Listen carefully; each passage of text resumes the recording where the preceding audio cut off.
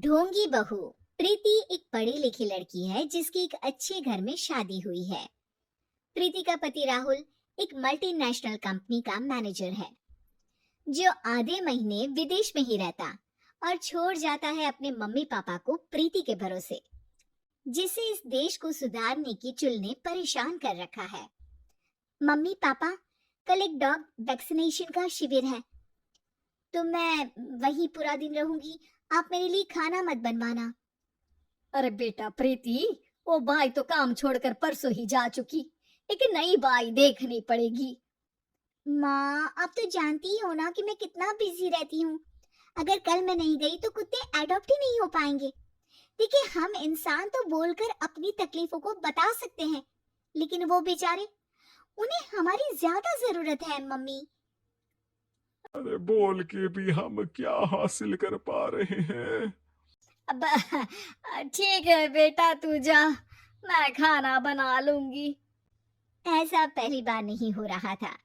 देश भर में जितने एनजीओज हैं, चाहे वो स्टूडेंट्स के अधिकार के लिए हो या गरीबों में खाना बांटने का काम हो, प्रीति सबसे जुड़ी हुई थी। रोज कहीं बाहर ही रहती थी, एक शिविर में नहीं तो दूसरे में, और छोड़ जाती थी अपने सास ससुर को उनके खुद के भरोसे। और जब कोई उसे कहे, अरे प्रीति, कभी तेरी सास का हाथ भी बटा दिया कर, तो उसका एक ही जवाब रहता था,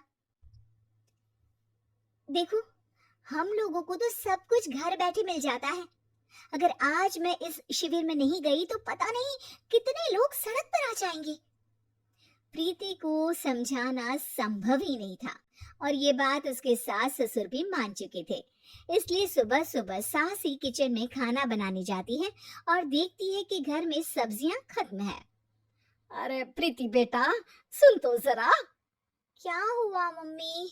मुझे बहुत लेट हो रहा है, और आप तो जानते हो ना कि अगर मैं इस शिविर में नहीं गई तो। हाँ हाँ, कुत्ते एडॉप्ट ही नहीं हो पाएंगे, सब जानती हूँ। अरे पर घर में सब्जियां खत्म हो गई हैं। अरे जब तू वापस लौटे ना तब लेकर आना, ठीक है बेटा? ठीक है मम्मी, चलिए मैं चलती हूँ। और हर बार की तरह प्रीति अपनी पार्टीज और आफ्टर पार्टीज में इतनी बिजी रह गई कि सामान लाना ही भूल गई।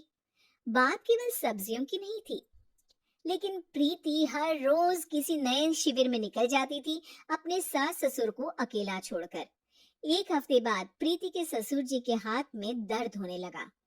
अरे बेटा प्रीति, पापा जी के हाथ में बहुत दर्द हो रहा है, आज इनको डॉक्टर के पास लेकर जाना पड़ेगा।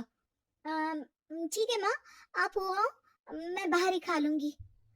अरे बेटा, मैं कैसे ले जाऊं? ये काम तो हमेशा राहुल ही करता था, और मुझे तो डर है कि कुछ ज्यादा बड़ी बीमारी ना हो जाए। ओफो, आज मुझे मेडिकल शिविर में जाना है। बेचारे बड़े बुजुर्ग जिनके अपने फैमिली वाले उनका ध्यान नहीं रखते, उनका पूरा मेडिकल चेकअप होगा। अगर मैं नहीं गई तो आप तो जानते ही हो, उनका चेकअप नहीं हो पाएगा। और हाँ बेटा, तू जा, मैं कुछ ना कुछ कर लूंगी।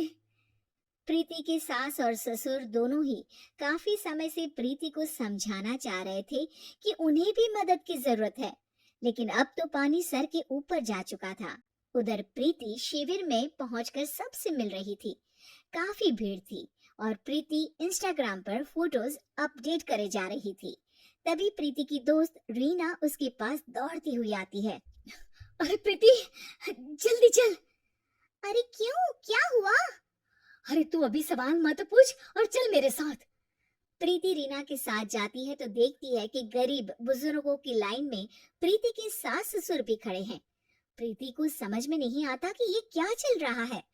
उसके ऑर्गेनाइजेशन में सबकी नजर उसके सास ससुर पर थी, और प्रीति को लगा कि बात उसकी इज्जत पर आ गई है।